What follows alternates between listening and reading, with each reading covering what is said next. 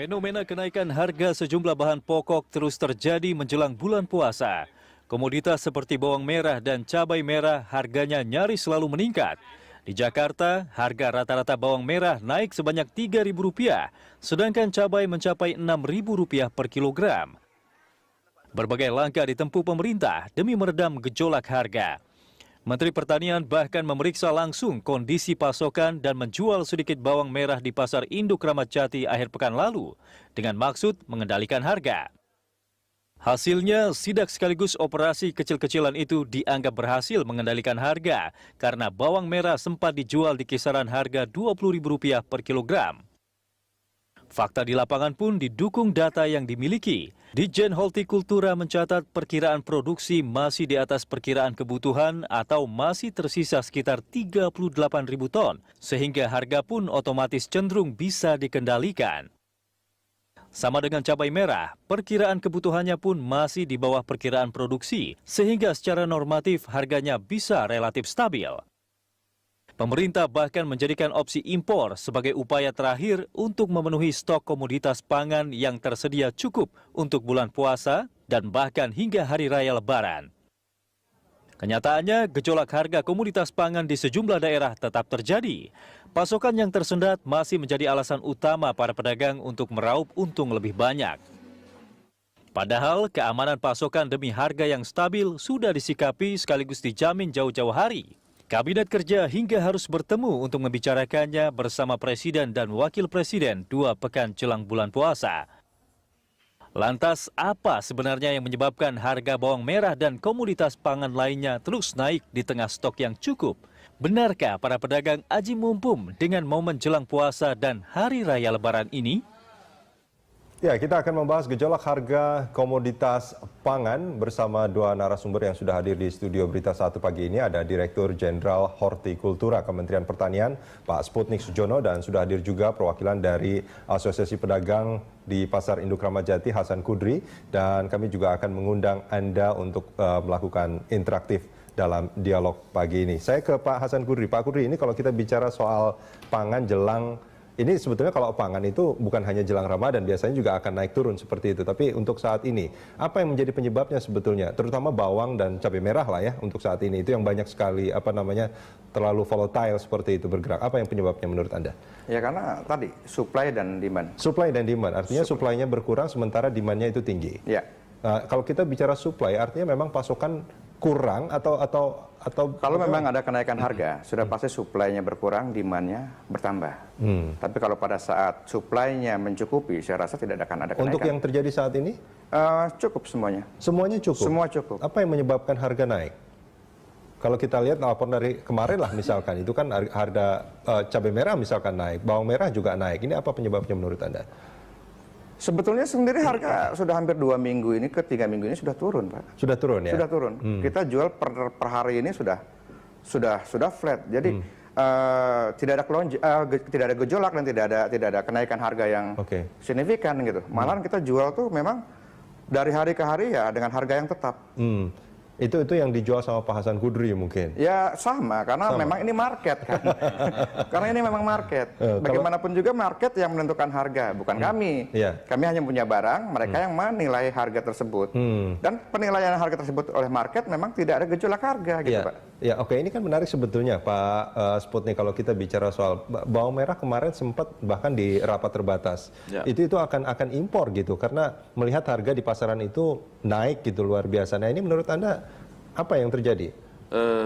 Ya pertama ini memang dampak daripada kan namanya situasi menjelang Ramadan dan hari besar. Pasti ya. Itu di mana-mana. Saya pikir supply demand, orang pedagang pasti melihat itu.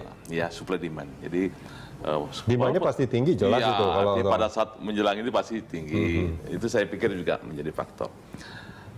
Tapi yang agak sedikit kita kaget memang posisi saya melihat Maret April itu agak sedikit agak sedikit flat, agak sedikit berkurang, sehingga ada tren naik. Itu yang menyebabkan kita semua pemerintah mungkin ragu ya, khawatir jangan sampai tren ini terus menembus angka di atas 27 misalnya. Ya ada batasan selling price yang maksimal. Tapi alhamdulillah ternyata kan Juni ini kita tahu bersama di semua daerah panen. Ya bahkan puncak panen Juli nanti. Bahkan impor juga nggak jadi ya? Ya insya Allah. Pokoknya insya Allah lah. Kalau dari sisi suplai kita, dari sisi Kementerian Pertanian insya Allah kita. Ini bulan-bulannya masih bulan baik. Bulan-bulan Juni ini ya? Juni, Juli, Agustus, September itu masih safety. Oke. Biasanya nanti di bulan musim hujan November, ya Oktober, November, Desember itu agak sedikit berkurang. Ya. Nah ini kalau kita bicara soal supply, harapannya kan memang tercukupi. Tapi kalau misalkan kita bicara bahwa jelang bulan Ramadan itu harga pasti naik karena demand yang tinggi, tapi harapannya kan juga nggak misalkan dari 20.000 misalkan jadi 40.000 misalkan, atau bahkan cabai sempat sampai 80.000 misalkan, seperti itu kan apa ya, sulit untuk diterima oleh siapapun gitu. Nah ini gimana menurut Anda? Saya melihat itu dengan saya juga langsung ke lapangan sidak. Ya menarik tadi, memang benar itu. Jadi artinya ada anomali ya, artinya bahwa tata niaga ini kan tadi beliau juga Pak Hasan Kudri pasti memahami. Kalau beliau ini langsung kepada pembinaan kelompok, tapi tidak banyak orang yang langsung, banyak ada rantai tata niaga, ada penebasnya, ada pengumpulnya, ada ya sampai kepada penjual nanti retail itu. Ini bisa 4 bisa 5 gitu kan. Masing-masing ini kan punya delta margin. Delta margin inilah yang kemudian jadi 200% daripada harga yang diterima oleh petani gitu. Itu mungkin. Ini rantai distribusi juga terlalu panjang, itu yang pertama rantai distribusi. Oke, kalau dari pedagang sendiri ini kan biasanya ya banyaklah harga-harga yang meningkatnya bahkan bukan hanya 100%, 200%, bahkan 400% itu sempat kejadian. Nah, ini gimana kalau menurut pedagang supaya ini tidak terjadi dalam tahun ini misalkan jelang Ramadan ini?